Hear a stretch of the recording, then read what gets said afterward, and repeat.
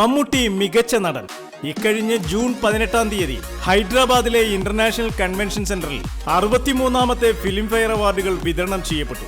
തെന്നിന്ത്യയിലെ 4 ഭാഷാ താരങ്ങളുടെയും സംഗമവേദിയായിരുന്നു ഇത്. Rima Kallingal, Catherine Tresa, Amy Jackson തുടങ്ങിയവരുടെ ഡാൻസ് പ്രോഗ്രാംസ് ഏറെ ശ്രദ്ധേയമായിരുന്നു. ഏറ്റവും മികച്ച മലയാള സിനിമയായി തിരഞ്ഞെടുക്കപ്പെട്ടത് പത്തേമാരിയായിരുന്നു. ഈ സിനിമയിലെ നടന വൈഭവത്തിന് മമ്മൂട്ടിയെ മികച്ച നടനായി തിരഞ്ഞെടുത്ത് മമ്മൂട്ടിക്ക് അവാർഡ് നൽകിയത് സൂപ്പർ സ്റ്റാർ ചിരഞ്ജീവിയായിരുന്നു.